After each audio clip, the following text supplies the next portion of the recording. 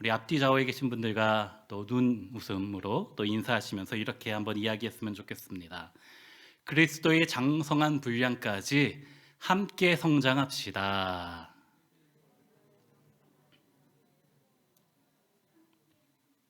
예, 함께 성장합시다. 에베소서의 말씀을 계속해서 같이 살펴보고 있습니다. 에베소서는 크게 두 부분으로 나눌 수 있는데 1장부터 3장은 교리편이고 4장부터 6장까지는 실천편입니다. 1장부터 3장까지는 우리가 어떻게 구원받았는가를 이야기해주고 4장부터 6장까지는 구원 이미 받은 우리는 앞으로 어떻게 살아가야 되는가를 말하는 것이지요. 1장부터 3장까지의 중심 단어는 충만, 부요함, 풍성이라는 단어라고 하면요, 4장부터 6장까지는 하나됨, 통일이라는 단어가 중심 단어입니다. 종합하면 예수 그리스도의 은혜를 풍성히 받은 우리는 하나됨을, 통일을 위해서 살아가야 된다라는 것이에요. 그 통일은 예수 그리스도를 머리로 하고 그 몸의 지체로서 하나 되는 것을 의미하는 것이지요. 예수 그리스도의 다스림이 있는 천국, 하나님 나라, 우주적 교회를 우리 삶 가운데 누리며 살아가는 것입니다. 우리의 가정이, 우리의 직장이, 우리의 교회가 더 아름다운 천국 되게 해야 된다라는 것이 에베소서의 핵심 메시지입니다. 그리고 그것을 어떻게 누릴 수 있는가를 오늘 본문을 통해서 살펴보기 원합니다. 오늘 말씀을 준비하면서 제가 저희 큰아들 시원이의 어렸을 때부터 지금까지의 모습을 이제 한번 쭉 사진으로 살펴보았습니다.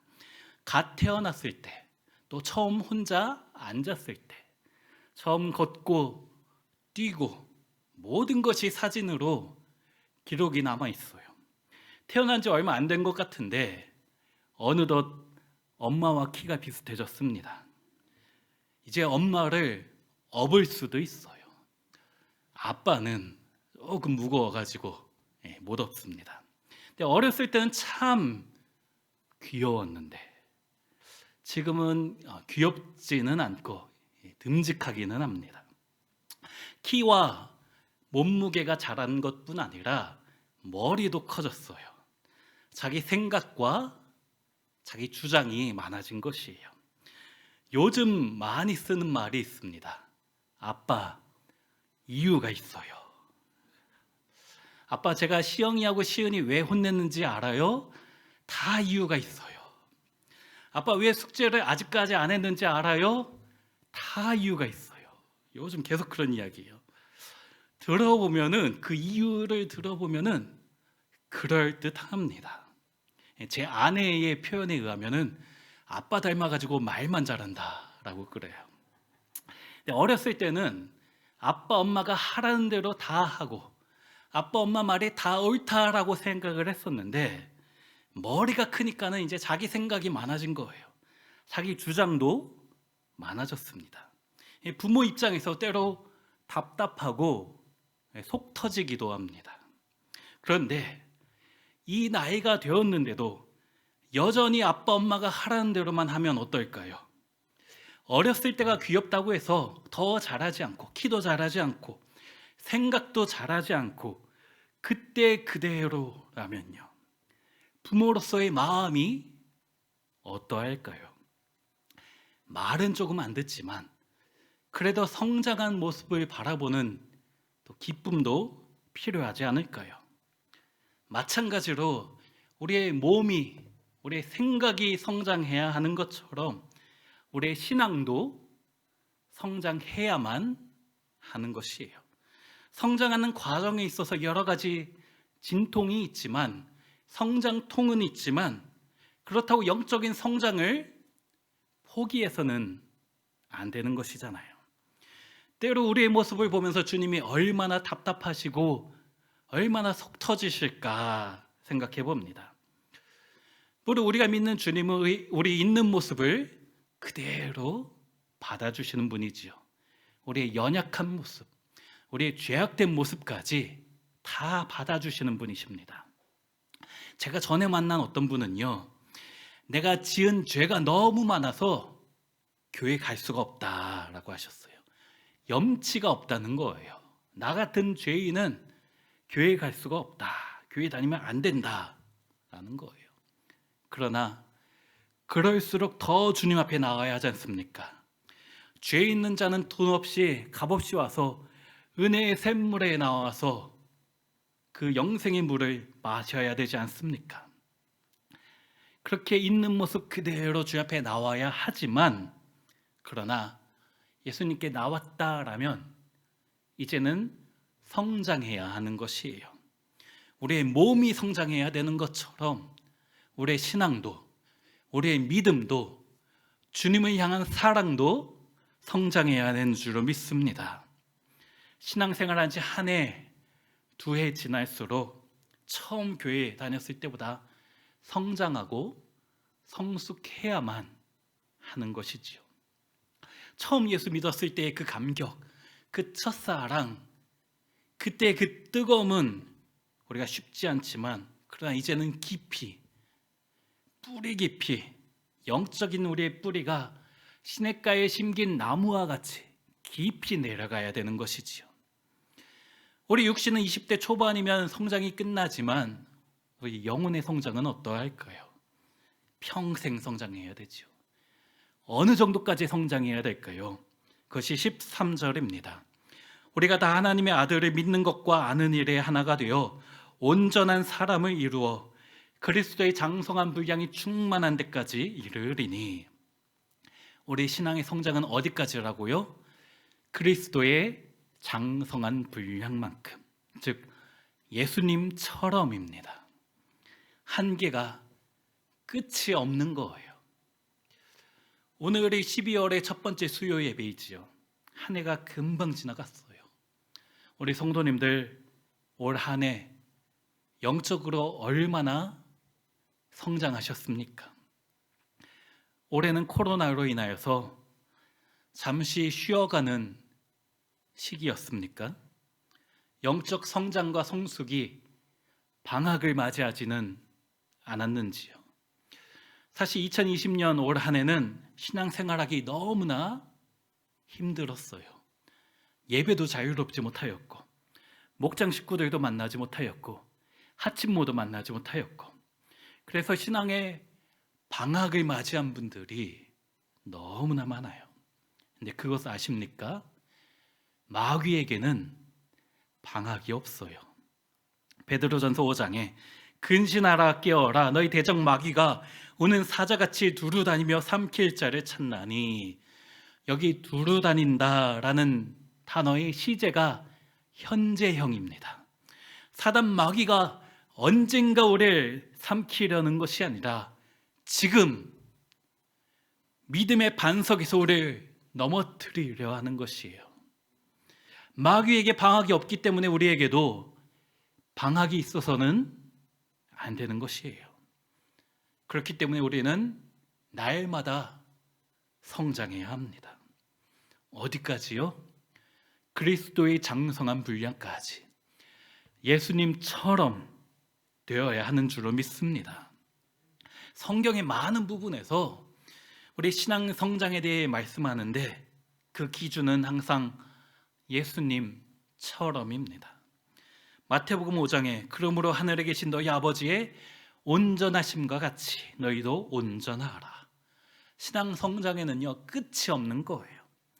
우리 신앙의 최종 목표는 예수님 닮는 것이기 때문이에요. 이 정도면 되지. 내가 남들만큼은 하잖아. 내가 저 집사보다는 열심히 신앙생활 하잖아. 이런 생각들은 우리 신앙의 목표에 이룰 수 없게 하는 것이지요. 물론 예수님처럼 되는 것이 목표라고 해서 우리가 아무리 발버둥 친다 해도 예수님처럼 될 수는 없지요. 내가 예수님이 되었다, 이단되는 거잖아요. 그렇다고 그 목표가 불가능하다고 해서 아예 시도조차 하지 않으면 안 되지요. 포기하면 안 됩니다.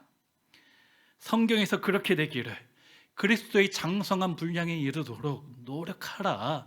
그렇게 살아가야 된다라는 말씀이 너무나 많은 거예요. 우리가 예수님 닮기를 노력하는 그런 성화의 삶을 살아갈 때 주님께서 기뻐하십니다.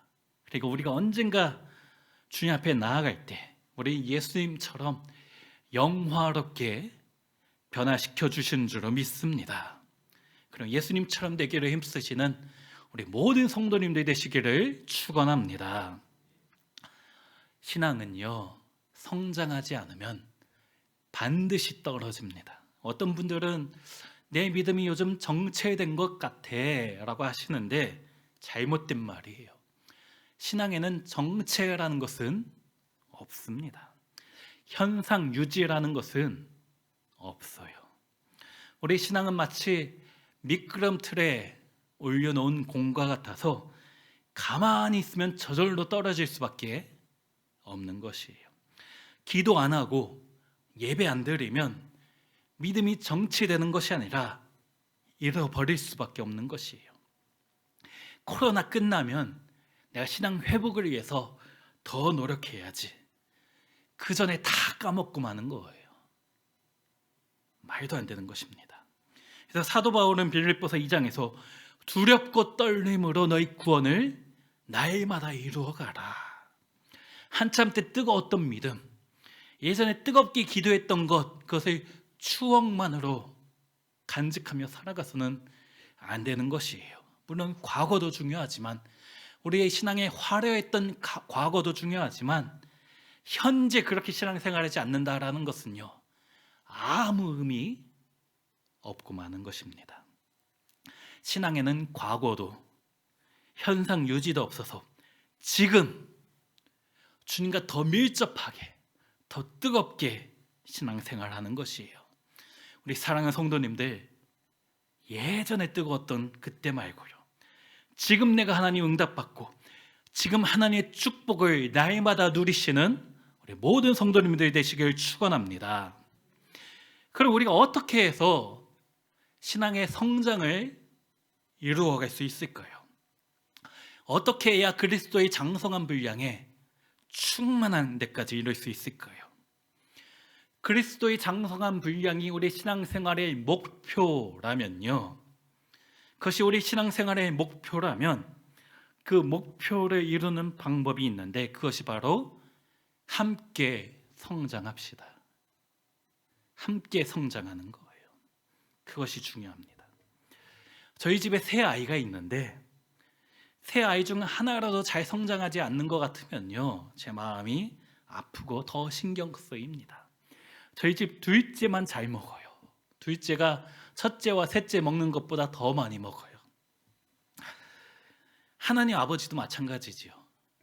교회 안에서 같은 성도들끼리 누구는 신앙이 날마다 성장하는데 누구는 잘하지 못한다. 하나님 마음이 어떠실까요? 그래서 신앙은 같이 노력하며 성장하는 것이 중요합니다. 하나님께서 교회라는 공동체를 주신 이유가 무엇일까요? 우리 온 세계 교회라는 한 공동체로 모이게 하신 이유가 무엇일까요? 같이 함께 신앙의 성장을 이루게 하기 위함입니다. 7절 말씀에 우리 각 사람에게 그리스도의 선물의 분량대로 은혜를 주셨나니, 8절에도요, 그러므로 이르기를 그가 위로 올라가실 때에 사로잡혔던 자들을 사로잡으시고 사람들에게 선물을 주셨다 하였도다 말씀하지요. 하나님께서 은혜를 선물로 주셨다라고 말씀하는데, 여기에 은혜로 주셨다라는 이 선물은 에베소서 2장에 나오는 그것과는 조금 다릅니다. 에베소서 2장 8절에 너희는 그 은혜에 의하여 믿음으로 말미암아 구원을 받았으니 이것은 너희에게서 난 것이 아니요 하나님의 선물이라. 여기서 말하는 은혜는요, 구원입니다. 죄인들에게 주신 구원을 은혜로 선물로 주셨다라는 것이에요. 그러나 오늘 본문이 4장 7절에 선물로 주어진 은혜는 죄인들에게 주신 은혜를 말하는 것이 아닙니다. 은혜가 아닌 은사를 말하는 거예요. 우리에게 구원이라는 은혜를 선물로 주신 하나님이 동시에 은사 또한 주셨다라는 것이지요. 그리고 그 은사는 모든 성도들에게 주어진 것이고, 다만 각기 제각각으로 주어졌다라는 거예요. 7절에 각 사람에게 분량대로 주셨다 말씀하지요.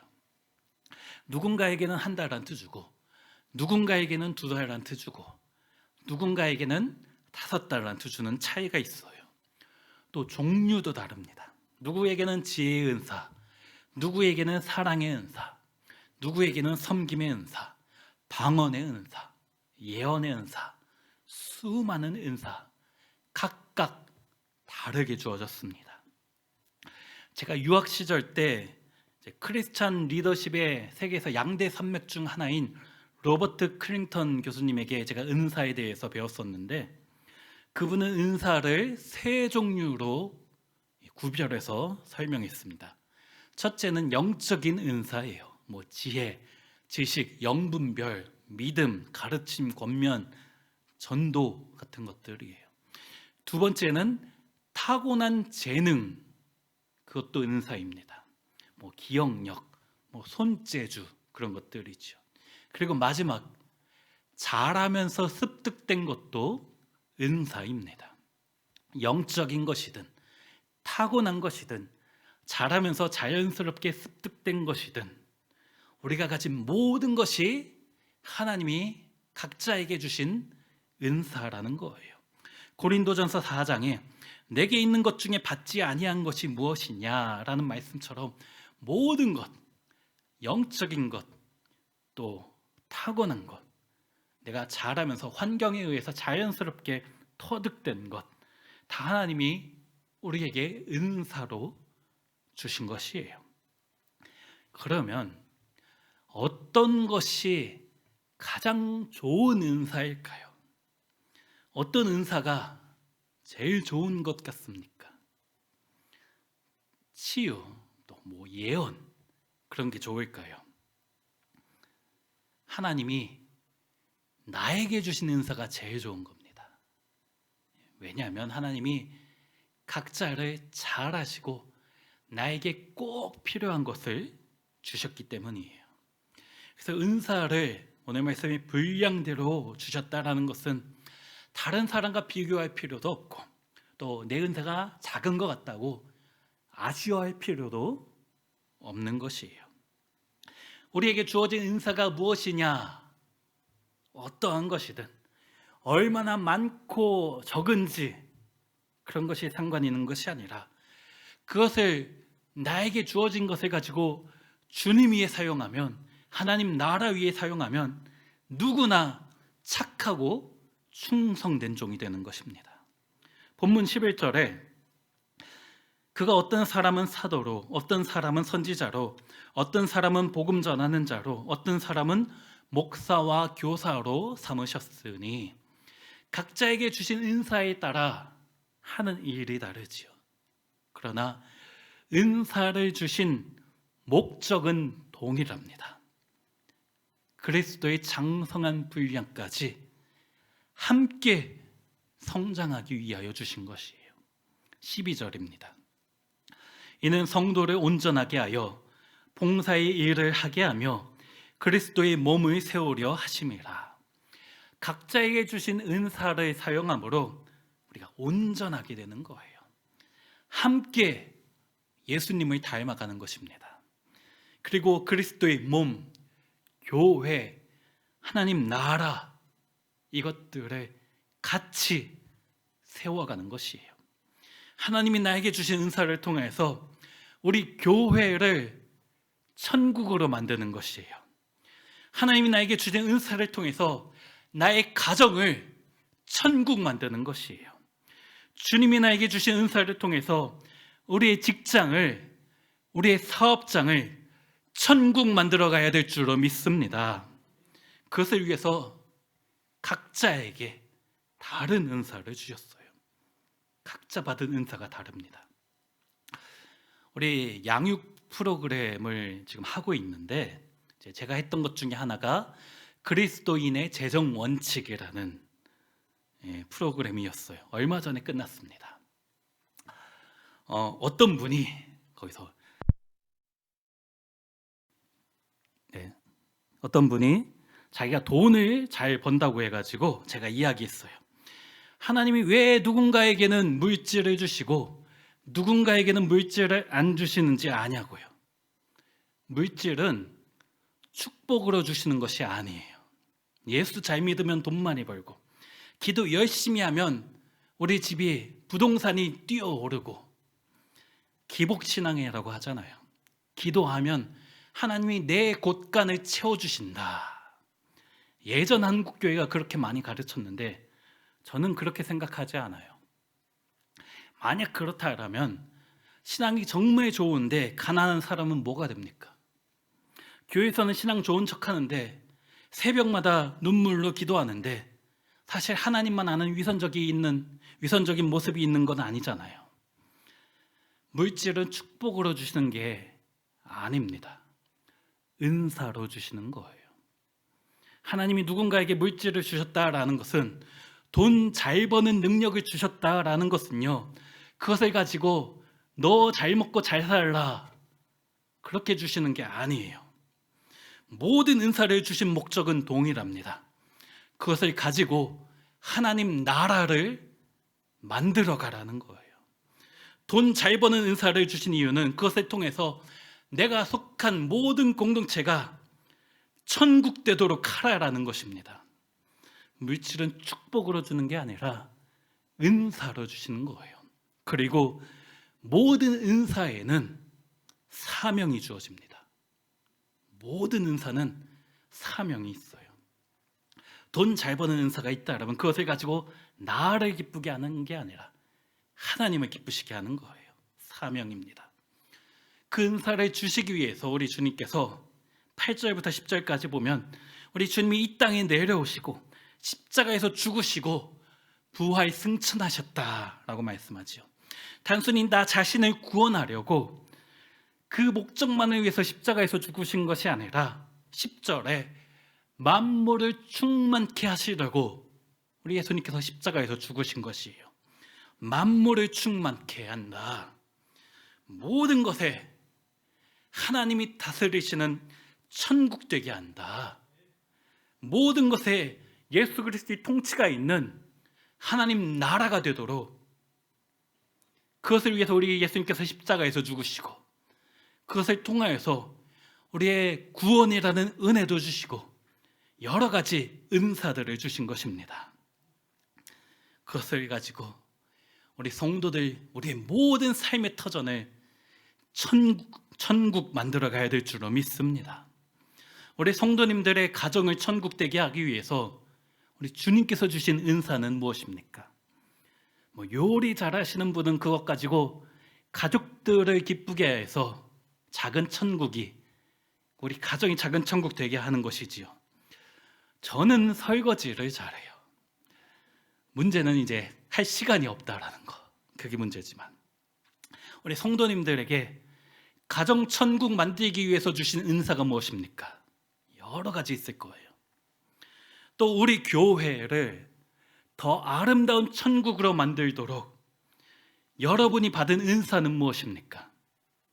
누군가는 그 은사를 가지고 교사로 헌신하고 누군가는 목자로 헌신하고 누구는 주차팀, 안내팀, 찬양대, 찬양팀, 방송팀, 전도특공대, 새가족, 또 교회 안팎으로 청소하는 분들이 계시죠. 그 작은 손길들을 통해서 만물이 충만해지는 거예요. 우리 교회가 더 주님으로 충만해지는 줄로 믿습니다.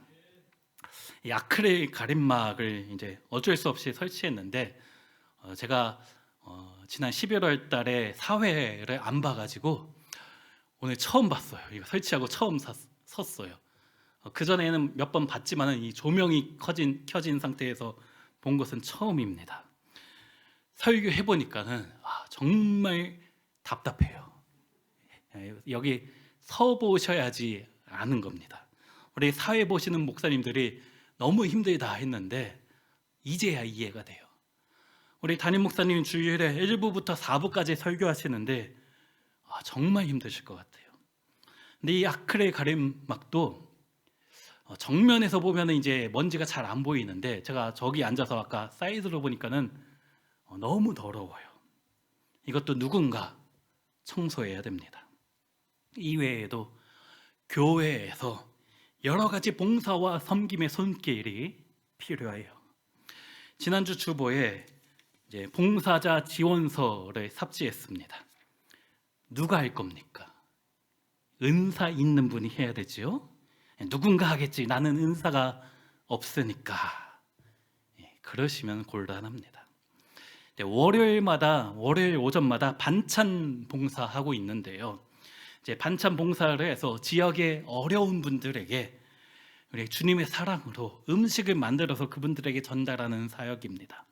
조리팀과 또 배달팀으로 나눠져 있는데 조리팀이 4분이에요. 4명이 40인분 이상을 만드느라 인원이 부족해서 너무 힘들다고 합니다. 섬김의 손길이 정말 많이 부족해요. 코로나 때문에 이제 어려운 것은 잘 압니다. 그러나 그런 작은 손길들을 통해서 만물이 충만해지는 거예요. 모든 곳에 예수가 충만해지는 것입니다. 믿지 않는 분들에게 반찬만 전해주는 것이 아니라 주님의 사랑을 전함으로 그분들의 마음이 주님이 계시는 천국이 되는 것입니다. 그런 거 힘들게 왜 합니까? 이유가 12절에 이는 성도를 온전하게 하여 봉사의 일을 하게 하며 그리스도의 몸을 세우려 하심이라. 원어적으로 해석하면 봉사를 해야지 성도가 온전하게 된다라는 의미예요. 봉사해야지 신앙이 성장하고 그리스도의 장성한 분량에 이르게 되는 것입니다. 교회에서 예배만 드리고 아무것도 안 하시는 분들 믿음 지키는데 정말 대단하셔요. 존경스러워요. 어떻게 믿음을 지키는지 정말 대단하십니다. 또 봉사를 통해서 그리스도의 몸을 세우려 하심이라. 나의 봉사, 나의 헌신을 통하여서 주님의 몸, 천국을 우리 공동체 가운데 세워가는 것이에요. 그것을 위해서 우리 신앙 성장을 위해서 또 우리가 살아가는 모든 것을 천국 만들도록 각 사람에게 은사를 주신 줄로 믿습니다. 그런데 저는 받은 은사가 없는데요. 저는 하나도 받은 은사가 없습니다 하는 분을 제가 예전에 만나봤어요. 핑계입니다. 사실 은사 안 받은 사람은 단 한 명도 없어요. 구원 받았다라면 1달란트인지 2달란트인지 5달란트인지는 모르겠지만 분량은 주인에게 달려있지만 하나도 안 받은 사람은 아무도 없는 것이에요. 주님은 구원을 베푸신 모든 사람에게 은혜뿐 아니라 은사도 반드시 주십니다. 내가 받은 은사가 무엇인지 모르는 것이지 은사 안 받은 것이 아닙니다. 그러면 내가 받은 은사가 무엇인지 어떻게 알 수 있을까요? 은사 진단지도 여러 종류가 있는데 제가 정말 쉬운 방법을 알려드리겠습니다. 내가 받은 은사가 무엇인지 알 수 있는 방법, 해보면 합니다. 해보면 알아요. 그러니까 교사도 해보십시오. 찬양대도 해보시고요. 주방 봉사도 해보시고요. 1년 하고 이건 아닌 것 같다 그러면요 아직 은사 발견하는 단계까지 안 가요. 최소 3년 이상은 해봐야지 나에게 이 은사가 정말 있는지 없는지 확인할 수 있는 거예요. 그리고 나에게 주어진 은사를 통하여서 봉사와 헌신을 통하여서 그리스도의 장성한 분량에 이르는 것입니다. 주보에 우리 3주 전에는 교사 지원서가 나갔고 2주 전에는 찬양대 찬양팀이 나갔고 지난주에는 각종 봉사자 지원서가 나갔어요. 하나는 써서 제출하셔야 됩니다. 대답을 안 하시면은 오늘 설교 다시 해야 되는데, 하나님 나에게 주신 은사를 사용하지 않는다라면 어떻게 될까요? 모든 사람에게 은사를 주셨는데 사용하지 않는다라면요. 14절입니다. 이는 우리가 이제부터 어린아이가 되지 아니하여 사람의 속임수와 간사한 유혹에 빠져 온갖 교훈의 풍조에 밀려 요동하지 않게 하려 함이라. 이 말씀을 새번역 성경으로 보면 우리는 이 이상 더 어린아이로 있어서는 안 됩니다. 더 이상 어린아이로 있어서는 안 됩니다. 그리스도의 장성한 분량에 이르지 않으면 영적인 어린아이에 머물게 되는데, 그러면 안 된다라는 거예요. 물론 예수님이 어린아이를 참 귀하게 여기시지요. 내가 어린아이들과 같이 되지 아니하면 결단코 천국에 들어가지 못할 것이다 말씀하셨지만, 이 본문 14절에서 말하는 어린아이는 미성숙한 신앙인을 말하는 것이에요. 받은 은사를 한 달란트 받은 사람처럼 땅에 묻어둔 그런 영적인 어린아이를 말하는 것이에요. 그리고 이 미성숙한 신앙인은 여러 가지 속임수와 술수에 빠져서 믿음을 다 잃어버리게 된다 라는 것이 오늘 본문의 말씀입니다. 우는 사자와 같이 사단에게 잡혀 먹히기 십상이다 라는 것이죠. 그래서 다시 권면합니다. 15절에 오직 사랑 안에서 참된 것을 하여 범사에 그에게까지 자랄지라. 그는 머리니 곧 그리스도라. 여기 참된 것을 하여, 원어적 의미로는 참된 것을 고백하다. 예배라는 공동체 모임에서 참된 것을 다른 성도들과 나눈다 라는 의미입니다. 그래야지만 요동하지 않고 어린아이와 같이 속임수와 유혹에 빠지지 않는다라는 거예요. 신앙은 혼자 하는 게 아니에요. 같이 할 때 비로소 성장하는 것입니다. 그것도 사랑 안에서라고 했죠. 사랑 안에서 자라는 거예요. 어떤 사랑이요? 나와 다른 사람과의 사랑, 성도와 성도의 그 관계 속에서 코이노니아 안에 사랑을 통하여서 우리 신앙의 목표인 그에게까지, 그리스도의 장성한 분량까지 예수님을 닮아가는 줄로 믿습니다. 16절에도 그에게서 온몸이 각 마디를 통하여 도움을 받음으로 연결되고 결합되어 각 지체의 분량대로 역사하여 그 몸을 자라게 하며 사랑 안에서 스스로 세우느니라. 예수님이 머리시고 우리 모두가 예수님을 머리로 한 그 몸의 한 지체인데, 우리 모두가 각 마디를 통해서 서로 도와주는 거예요. 서로 연결되고 결합되어 있기 때문입니다. 그렇게 같이 자라며 같이 세워져 가며 같이 예수님을 닮아가는 것이에요. 교회 안에서 우리 주차위원회의 도움을 받고, 청소하시는 분의 도움을 받고, 또 성탄 장식을 이렇게 아름답게 하신 분의, 이분들 때문에 천국을 느껴보고, 또 기도의 은사가 있는 분들은 매일 저녁에 있는 기도에 오셔서 같이 힘을 다해 기도해 주시고요. 각자에게 주신 은사대로 우리 온 세계 공동체를 아름답게 만들어가는 거예요. 그렇게 각자에게 주신 은사를 가지고 우리 교회를 더 천국답게 만들어가야 될 줄로 믿습니다. 나에게 주신 은사 가지고 우리 가정을 하나님이 다스리시는 천국으로 만들어가야 될 줄로 믿습니다. 그렇게 신앙생활은 같이 하는 거예요. 혼자 기도하고 말씀 보는 것도 중요하지만 혼자 예배 드리는 것이 다가 아니에요. 구원은요, 개인의 구원은 신앙생활의 끝이 아닙니다. 시작이에요. 그리고 구원 받았으면 나에게 주신 은사들을 통하여서 내가 속한 모든 곳을, 모든 공동체를 주님이 다스리시는 만물이 충만케 되는 천국으로 만들어가야 될 줄로 믿습니다. 은사를 주신 이에게 같이 주신 사명이에요. 코로나 끝나가면 그때서야 열심히 하겠다. 신앙에는 방학이 없다라고 했잖아요.